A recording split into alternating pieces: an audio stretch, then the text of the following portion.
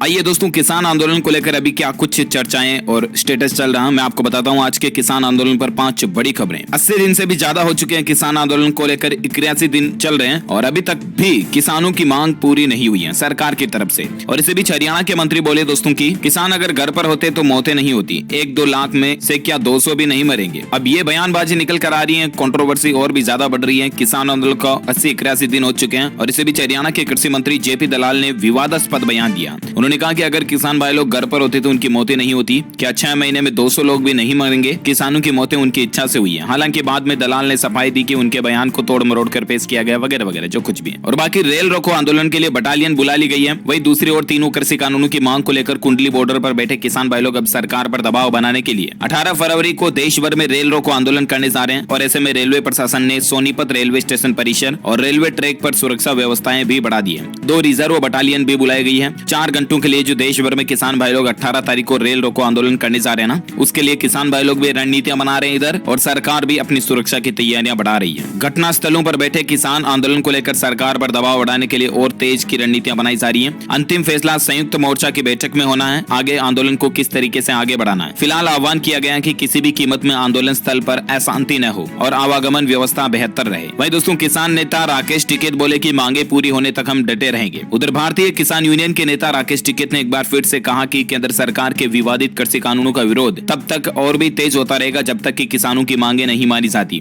टिकैत ने यह भी कहा कि गर्मियों में घटना स्थलों पर टिकने के लिए किसानों को एसी और कूलर की भी जरूरत पड़ेगी तो भी हम लाएंगे, और ऐसे में सरकार अगर बिजली नहीं देती है तो हम जनरेटर लगा देंगे। और इसी बीच किसान आंदोलन के बीच एक खबर देख पा रहे कि पीएम मोदी ने तमिलनाडु के किसानों की इस बात के लिए तारीफ भी की है। दरअसल प्रधानमंत्री नरेंद्र मोदी आज रविवार को चेन्नई के एक कार्यक्रम में तमिलनाडु के किसानों की तारीफ की है। उन्होंने किसानों की रिकॉर्ड स्तर पर अन्न उत्पादन करने और जल स्रोतों का उचित इस्तेमाल करने के लिए उनकी प्रशंसा की है। उनका यह बयान तब आया जब दिल्ली में पंजाब, हरियाणा और उत्तर प्रदेश के किसान कृषि सुधार कानूनों के विरोध में प्रदर्शन कर रहे हैं। पीएम ने कहा कि मैं तमिलनाडु के किसानों की रिकॉर्ड अन्न उत्पादन और जल स्रोतों के बेहतर इस्तेमाल के लिए उनकी प्रशंसा करना चाहता हूं। हम जल संरक्षण के लिए जो कुछ भी कर सके हमें करना चाहिए। हर बूंद पर ज्यादा फसल का मंत्र हमेशा याद रखिए। और साथ ही अपडेट आ रहा दोस्तों की जल्दी खुल सकता है सरकार से बातचीत का रास्ता। रिहाई व मुकदमों की वापसी पर नरम पड़े किसान। जहां सरकार व किसानों के बीच 22 दिनों से बातचीत बंद है, दोनों के बीच लगातार विवाद बढ़ता जा रहा, गतिरोध बढ़ रहा और जेल में बंद लोगों की रिहाई व मुकदमा वापसी की भी शर्त बन रही।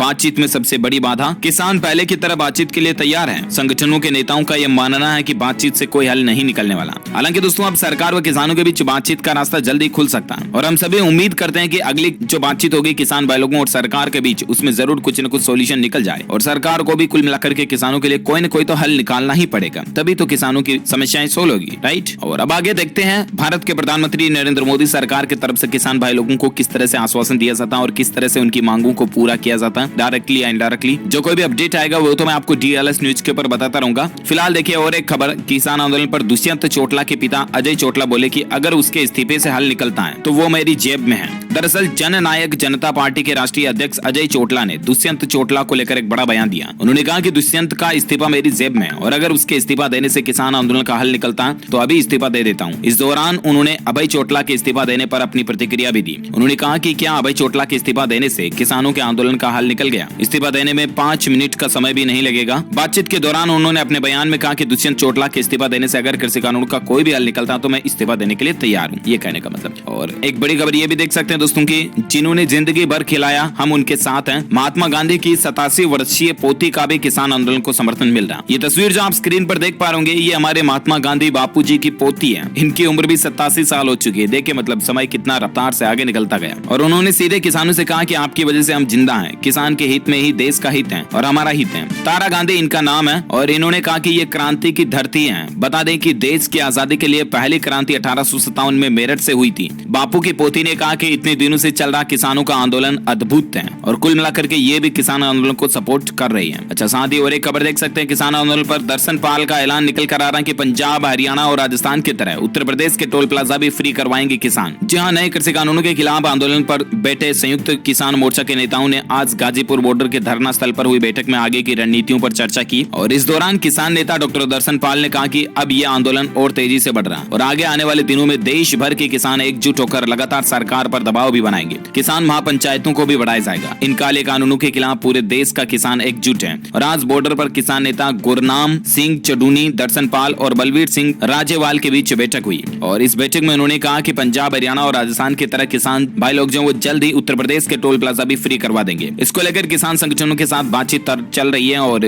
जल्द ही इसका दिन भी घोषित किया जाएगा। तो ये कुछ किसान आंदोलन को लेकर अभी अपडेट, चर्चाएं, सुर्खियां चल रही हैं। बाकी दोस्तों कुछ फालतू की अफवाहें भी हो सकती हैं मीडिया में, उन पर ध्यान ना दें और देखना ये होगा कि सरकार आखिर किसानों के साथ किस तरह से उनको सहमत करती है, किस तरह से उनके हित में निर्णय लेती है। इस पर जो कोई भी गवर्नमेंट का फैसला आएगा वो मैं आपको TLS न्यूज के ऊपर अपडेट बता दूंगा। तो इसके लिए आप मेरे साथ जुड़े रहिएगा और इस चैनल को सब्सक्राइब करके बेल आइकन जरूर दबाए रखिएगा ताकि आप कभी कोई काम की इंपोर्टेंट खबर मिस नहीं कर पाओगे। और इस वीडियो को लाइक करना, शेयर भी करना अपने दोस्तों के साथ फेसबुक और व्हाट्सएप पर। और अगर आप TLS न्यूज चैनल पर पहली बार आए हैं ना तो चैनल को सब्सक्राइब करके बेल आइकन जरूर दबा देना ताकि आपको रोजाना के ताजा अपडेट्स तुरंत आपके मोबाइल पर मिलते रहेंगे। ओके, मिलेंगे अगले नेक्स्ट ब्रेकिंग न्यूज अपडेट के वीडियो में। तब तक के लिए thank you, take care, good bye, जय हिंद, जय भारत, वंदे मातरम।